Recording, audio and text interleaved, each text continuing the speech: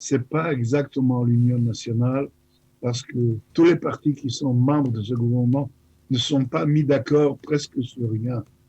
Il y a les partis de droite, il y a les partis de gauche qui n'ont rien de commun. Ils sont ensemble, comme je dis, pour un but précis. Ils vont essayer de tenir et alors de faire le plus possible ensemble, ce qui est très difficile.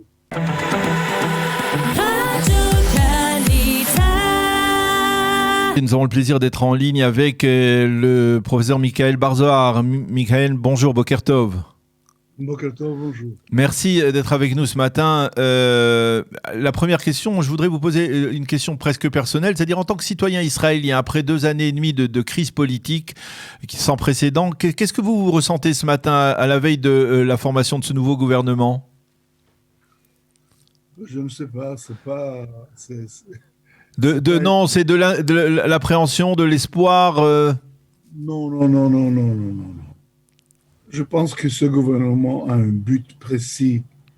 C'est pas de changer le fait qu'il n'y a pas de gouvernement, parce que lui-même, le gouvernement même est trop chargé. C'est des dizaines de ministres, de vice-ministres, de chefs de commission que je connais pas.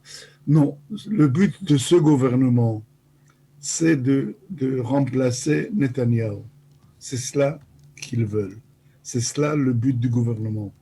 Oubliez toutes les idées d'un gouvernement de grands changements, de nouvelles, une nouvelle journée qui commence pour nous. Non, c'est pas cela. C'est des partis qui n'ont parfois rien de commun, mais qui sont mis ensemble pour remplacer Netanyahou. Alors, il y a des gens, bien sûr, qui croient que maintenant tout commence, voilà, c'est le bonheur, c'est le paradis, pas du tout.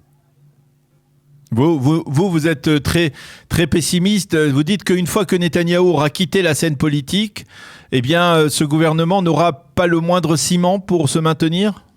Non, je n'ai pas dit cela. Je n'ai pas dit cela. Je pense que le gouvernement va faire tous les efforts possibles pour se maintenir, mais il sera très difficile pour ce gouvernement de faire les réformes nécessaires, de changer la politique, de changer des choses vraiment.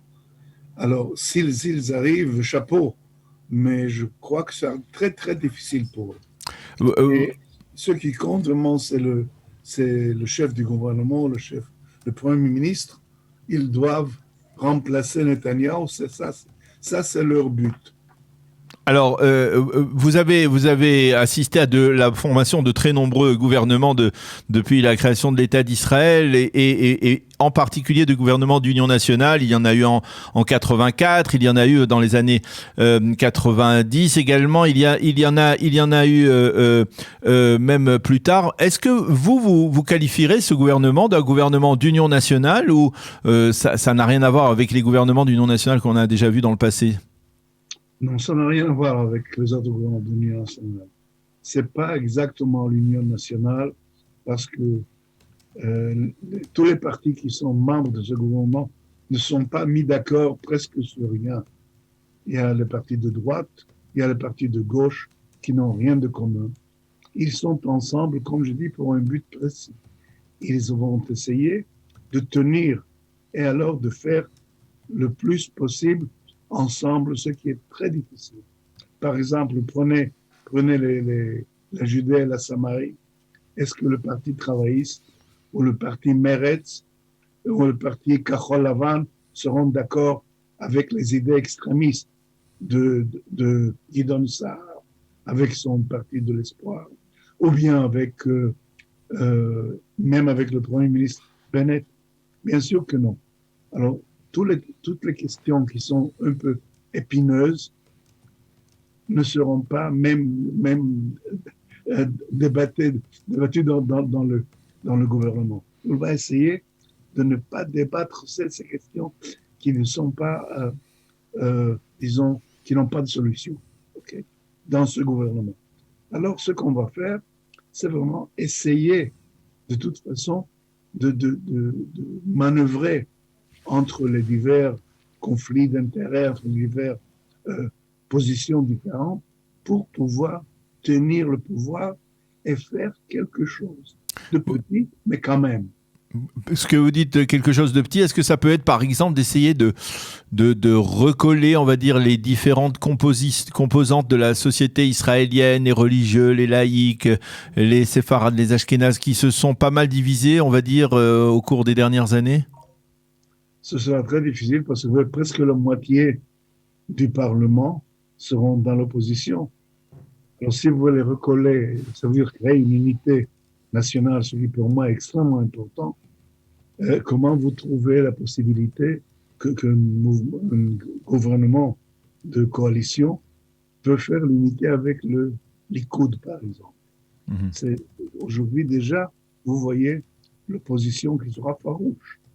Alors, dans ce cas-là, ce serait très difficile de faire l'unité nationale. Oui, il faut rappeler peut-être pour l'histoire que en 1984, le gouvernement de Pérez Shamir avait près de 80 à 90 députés, une coalition, une majorité très, très large. Et c'est toujours été le cas des gouvernements d'union nationale. C'est peut-être en ça que ça se différencie, ça ne ressemble pas, puisqu'ici, on a à peine une coalition majoritaire de 61 dans le meilleur des cas.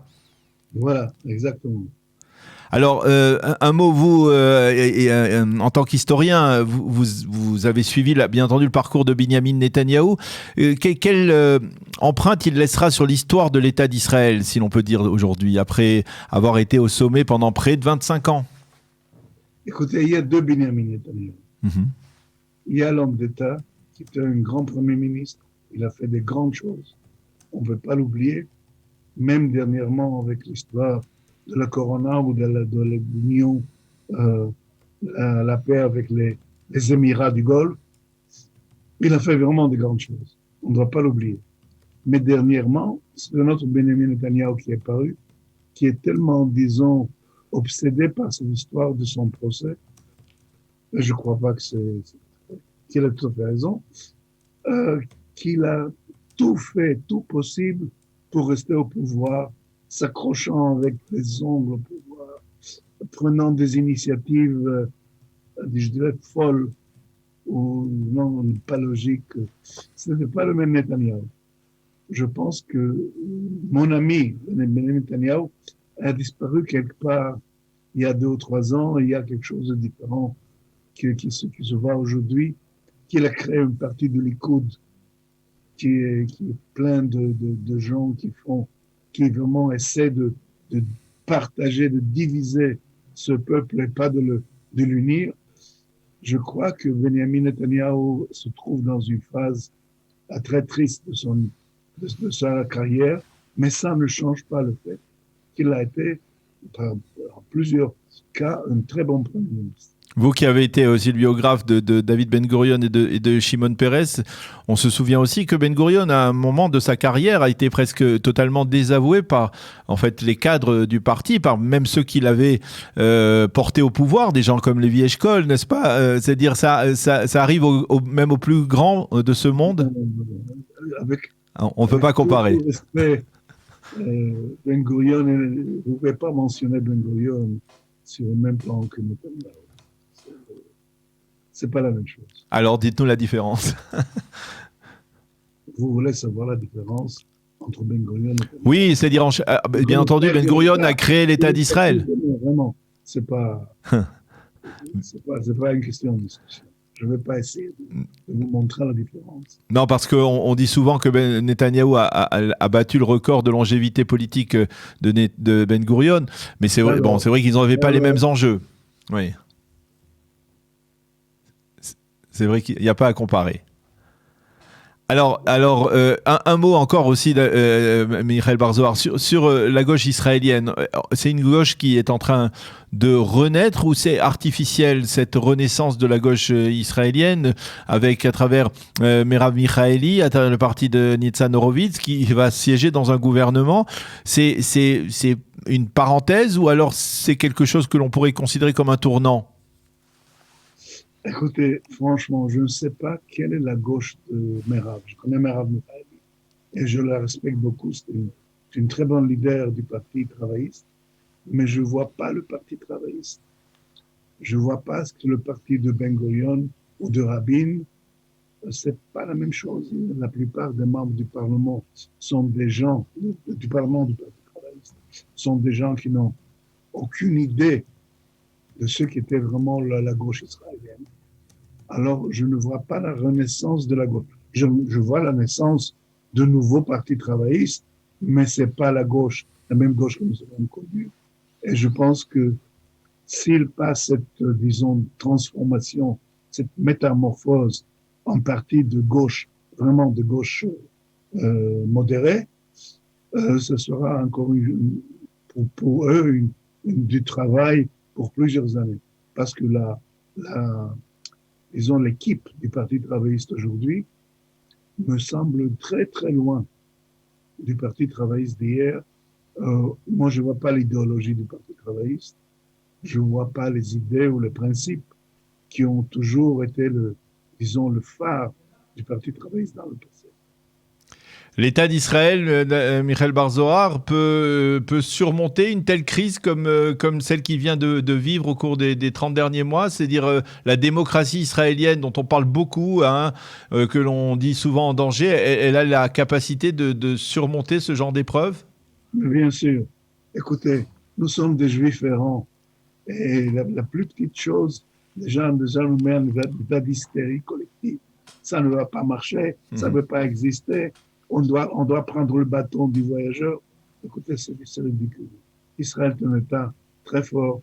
La démocratie est engrainée dans la société israélienne. Nous avons une économie florissante. Nous avons un peuple formidable. Alors, il y a des moments où on se trouve comme vous savez, dans le creux de la vague. Et ce creux était profond et très méchant, mais quand même, c'est un creux de la vague et la vague va revenir. Ça, il n'y a pas de...